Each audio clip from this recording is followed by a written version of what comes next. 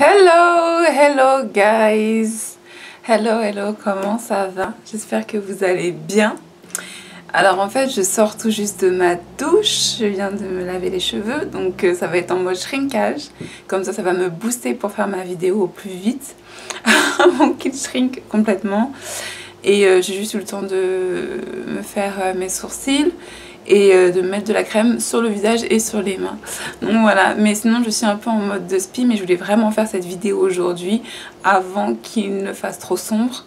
Donc voilà, j'ai pas le choix en fait, je dois la faire maintenant parce qu'après ça va me prendre 1h30, j'aime bien prendre mon temps quand je m'occupe de mes cheveux, donc ça me prend toujours 1h30 pour les twister, les hydrater, machin. Donc voilà, j'espère que vous allez bien, que la famille ça va, que les enfants ça va, que tout va bien chez vous. Alors, la vidéo, je voulais donner quelques astuces pour mes cheveux. En fait, là, vous pouvez voir, j'ai du volume. Et en fait, il y a... En 2016, quand j'ai décidé d'arrêter de faire des mèches et de m'occuper vraiment sur la santé de mes cheveux, au niveau des hedges, et tout ça, parce que j'avais vraiment presque plus d'edges, c'était un truc de fou, bah en fait, j'avais pas du tout de volume. Et je vais vous donner les produits que j'ai utilisés pour avoir beaucoup de volume. J'ai utilisé la moutarde pour la simulation du cuir chevelu. Donc tout ce qui est moutarde à l'ancienne, moutarde douce ou forte, c'est comme vous le ressentez, mais en fait ça stimule le cuir chevelu. Les graines de céleri, et manger des graines de céleri, enfin mettre des graines de céleri dans votre alimentation quand vous cuisinez, ou mettre du sel de céleri quand vous cuisinez, ce genre de choses là, ça stimule beaucoup le volume des cheveux. Une autre chose, tout ce qui est poudre d'amla, poudre de clay, poudre de Nîmes, mais surtout la poudre d'amla, c'est génial. Ce sont vraiment des poudres naturelles qui sont top pour les cheveux naturels. Et après, tout ce qui est... Surtout, ne touchez pas trop à vos cheveux. Essayez de ne pas faire des tresses trop petites tout le temps. Essayez de faire des tresses soit... de taille moyenne ou soit de grosse taille pour laisser vos cheveux de quoi se développer, se décontracter, et ne faites pas des tresses étriquées tout le temps comme ça, toutes petites, parce que forcément ça affine aussi le cheveu. Donc voilà. Et bah après vous utilisez ce que vous voulez. Moi j'utilise très peu de choses pour mes cheveux, surtout du beurre de karité sur les pointes, parce que les pointes c'est ça qui retient la longueur. C'est à dire que là vous les voyez en mode shrinkage, mais mes cheveux sont beaucoup plus longs quand j'enlève mes tresses avant d'aller me laver. Quand je suis sous la douche, il m'arrive ici. Je suis trop contente. Et là, c'est en mode shrinkage. Là, je suis sortie de la douche il y a quoi, 30 minutes, je pense. Donc, il faut que je me dépêche. Alors, la vidéo d'aujourd'hui, c'est sur le narcissisme et la triangulation. Alors, le narcissisme, c'est vraiment le sujet qui intéresse énormément de gens, parce que dans notre vie, on est tous tombés sur des pervers narcissiques.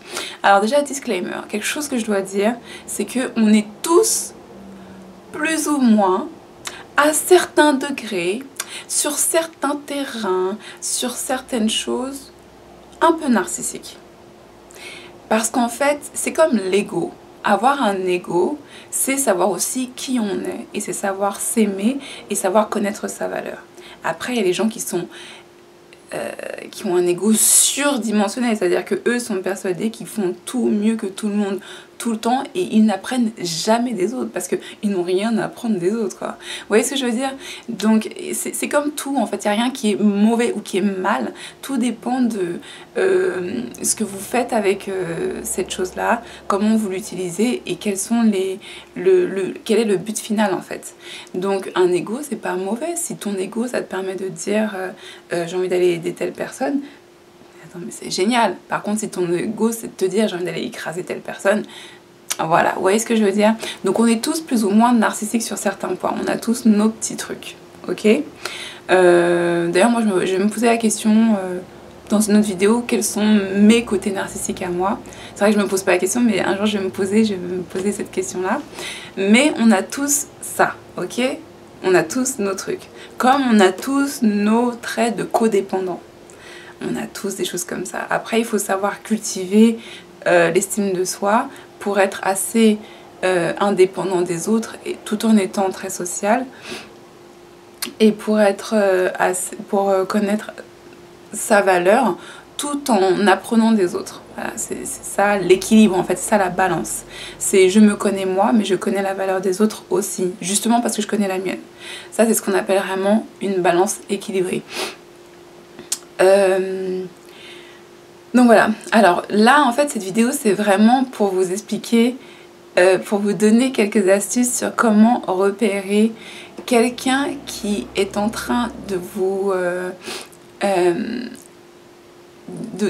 introduire dans une relation complètement narcissique, c'est-à-dire et perverse, donc c'est-à-dire qui est dans la manipulation. C'est-à-dire qu'on va jouer sur vos sentiments, on va jouer sur vos points faibles, et on va jouer sur vos faiblesses pour pouvoir prendre avantage, pour se redonner soit un peu de pouvoir, un peu de fierté ou un peu d'importance et ce genre de choses là. Alors ce sont des petits traits que je vais donner, tout dépend du degré aussi, c'est à dire que si c'est quelqu'un qui utilise ça une fois, bon bah c'est pas grave, mais si c'est quelqu'un où ça devient très répétitif, très insistant, très dominateur, vous savez que là il y a un problème avec cette personne là, évitez-la. Ne faites pas n'essayez pas de discuter, évitez seulement en fait. Donc la première chose c'est les compliments. Alors il faut savoir qu'un pervers narcissique ne va jamais vous complimenter pour votre propre valeur. Un narcissique va vous complimenter parce que vous êtes un peu mieux que l'autre personne qui est là-bas. C'est-à-dire qu'ils vont vous dire oh, c'est génial, comment tu fais ça, c'est tellement mieux qu'un tel. Ça, c'est pas un compliment. Ça, c'est pas un compliment, c'est une comparaison. Un compliment, ce serait de dire le talent que tu as, c'est hallucinant. Ça, c'est un compliment de A à Z. C'est-à-dire que c'est votre talent qui est exposé au travers de cette œuvre ou de je sais pas quoi. Mais quelqu'un qui vous dit c'est tellement mieux ce que tu fais par rapport à un tel, ce n'est pas un compliment, c'est une comparaison. Et quelqu'un qui vous compare ne vous complimente pas. Cette personne-là vous compare par rapport à quelque chose qu'elle trouve médiocre. Donc ça veut dire que votre niveau, il est juste au-dessus de la médiocrité de...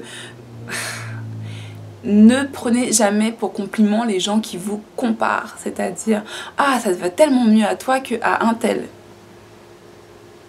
Non. C'est pas comme ça qu'on fait. C'est soit vous dites à un tel, honnêtement, je trouve que cette forme-là ne te met pas en valeur, ou je trouve que cette couleur-là ne te met pas en valeur, et je dirais à cette personne-là, ça c'est plus ton style. Ça c'est un compliment, c'est même pas un compliment, c'est une remarque. C'est plus ton style, ou je sais pas, des trucs comme ça. Mais quelqu'un qui vous complimente en comparaison d'eux, ce n'est pas un compliment. Et en fait, c'est ce qu'on appelle la triangulation. C'est-à-dire que il y a le triangle et la pièce centrale de ce triangle c'est le narcissique et en fait il utilise deux autres personnes pour créer un déséquilibre afin que lui soit un peu mieux que tout le monde. Voilà. C'est-à-dire que le narcissique qui va vous faire son faux compliment n'a peut-être même pas le 10e de talent ou d'envie ou de passion ou de connaissance que vous avez, mais il va se permettre de juger en vous comparant à quelqu'un que lui trouve médiocre. N'écoutez pas ce genre de compliment. Deuxième point, les narcissiques et la triangulation lorsque le narcissique joue un rôle de victime. Donc c'est par exemple, ça va être dans une situation, vous êtes deux copines, ouais on va prendre ce cas là, vous êtes deux copines et donc il y a une des deux filles qui est avec son copain et son copain, de ce que nous on sait de notre point de vue extérieur, son copain la maltraite. Et en fait, elle va jouer la victime. Et elle va s'arranger pour que sa copine à elle déteste son mec. Alors que cette fille-là, qui se plaint de son mec, reste toujours avec son mec. Et il y a un moment où vous vous dites, mais... je sais pas, t'es pas attaché, t'es pas un arbre. Tu peux prendre tes petites jambes, tes petits bras, tes petites valises... et puis aller vivre ta vie, tu vois. Mais non, cette personne-là va créer une dynamique où en fait sa meilleure amie va détester son mec et son mec va détester sa meilleure amie. Parce que bien sûr, un pervers narcissique ne va sûrement pas être un hypocrite avec une seule personne. Bah non. Et en général, quand on est hypocrite, on l'est avec tout le monde à un certain degré. Donc c'est-à-dire que ce qu'elle va dire sur son copain en disant oui, il est comme ça, il parle avec des filles, il fait ceci, il fait cela, il fait pas la vaisselle, il sort pas la poubelle, il a pas payé ma facture, il a pas fait ceci, il a pas fait cela, il est arrivé 5 minutes en retard, machin. Et vous avez la copine qui dit mais putain, mais je n'aime pas ce mec là, pourquoi t'es comme ça avec lui? Et puis bien sûr la perverse narcissique elle va rajouter et en plus je crois qu'il t'aime pas, hein. À chaque fois il me dit des trucs sur toi, patati patata. Et quand elle va avec son copain, elle va dire ouais, ma meilleure amie, je crois qu'elle te kiffe, je crois qu'elle est trop jalouse de moi, je crois qu'elle veut trop ce que j'ai, patati patata, elle est jamais contente, toujours en train de se plaindre, patati patata. Et en fait, comme d'hab, dans la triangulation, la pièce centrale c'est le narcissique, et en fait cette personne narcissique va créer une dynamique où les deux personnes qui font partie de sa vie se détestent. Et ce qu'on appelle la triangulation. Et en fait les gens vont se détester sans vraiment savoir pourquoi. Vous voyez ce que je veux dire? Mais les gens vont se détester et ils vont s'insulter, ils vont pas se kiffer, ça va créer des tensions et patati patata. Enfin voilà. Ensuite, donc justement dans le schéma de la triangulation, ce n'est jamais, comme vous le remarquez là, ce n'est jamais une relation à deux. C'est-à-dire que quand vous êtes avec une personne narcissique, il y a toujours une troisième personne dans l'histoire, ou une quatrième personne dans l'histoire, ou même des fois il y a un groupe de personnes dans votre relation de couple. C'est jamais une relation de couple à deux et intime et privée.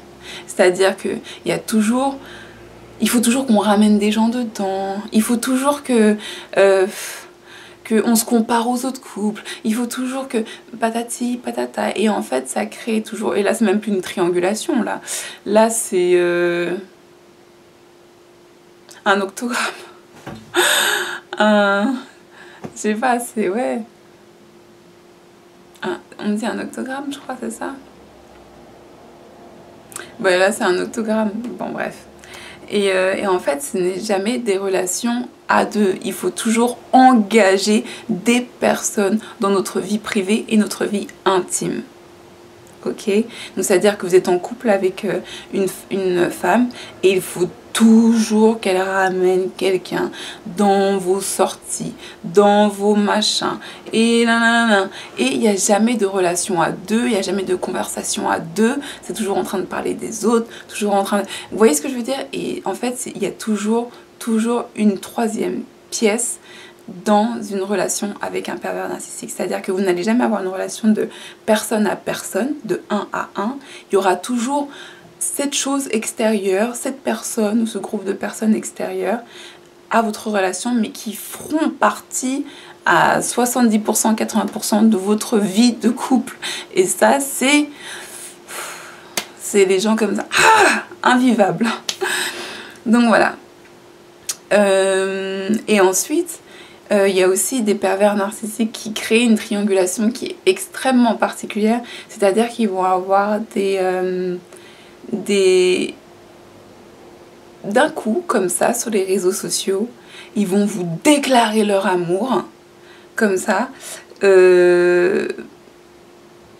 alors que sur leurs réseaux sociaux, ils ont toujours leurs ex. Vous voyez ce que je veux dire? Ou alors, ils vont rester amis avec leurs ex, mais ils vont toujours leur présenter leur mec. C'est-à-dire que autant si vous avez été amis pendant très longtemps avec quelqu'un, qu'il y a eu une période où vous êtes sortis ensemble que quelques mois, que ça n'a jamais été vraiment sérieux et que vous avez toujours su respecter la vie et l'intimité de l'un et de l'autre, mais vous êtes toujours resté dans des relations qui sont cordiales, il n'y a aucun problème avec ça. Mais là, je vous parle vraiment des relations avec les ex où ça reste toujours intime, où il y a toujours de la confidence qui s'établit, où il y a toujours une espèce de complicité qui est au-delà même de l'amitié saine, en fait. C'est-à-dire que ils dorment dans le même lit.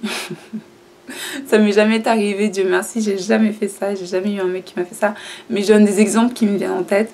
Ils dorment dans le même lit, ou alors c'est la meilleure amie qui va faire un truc alors que ça devrait être la petite copine qui le fait.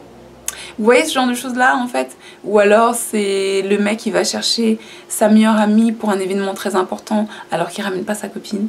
Vous voyez, en fait c'est vraiment des trucs où vous vous rendez compte que les pistes sont brouillées en fait. Et en fait, ils vont avoir des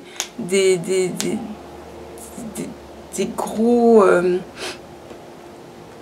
j'ai pas envie de dire mascarade, je cherche un mot. En fait, en anglais, c'est public display. Et en fait, c'est une représentation publique. Ils vont avoir des énormes représentations publiques alors qu'ils savent qu'ils ont leur ex et que les pistes sont très brouillées, très particulières avec leurs ex. Ou alors ils vont maltraiter leur copine, mais aux yeux du monde entier, ils vont faire genre non mais je l'aime trop, elle a toujours été là pour me supporter, c'est la meilleure dans ma vie, elle a toujours su me donner ce que je voulais. Et en fait, le public display qu'ils vont avoir, c'est toujours en rapport avec eux, avec ce que l'on leur donne à eux, avec ce que eux ils ont pris, avec ce que,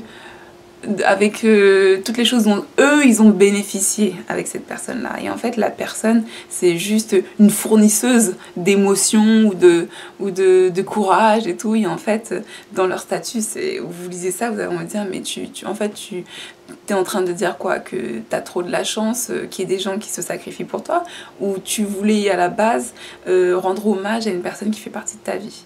Donc voilà, ce sont les 4 points qui me sont venus en tête pour ce sujet-là. J'espère que je me suis bien expliquée parce que comme je suis un peu dans le speed là avec mes cheveux, voilà. Mais je pense que j'en reparlerai encore un peu plus en profondeur ou peut-être un peu plus intimement. Et donc voilà. Sur ce, c'est ma vidéo, elle est terminée. Donc voilà, je vous fais des énormes bisous. On se retrouve très bientôt. Et n'hésitez pas à liker, partager, abonnez-vous. Voilà. Enjoy et commentez. Je lis toujours les commentaires et je réponds. Donc voilà, je vous fais des gros bisous. Et voilà, passez une bonne journée.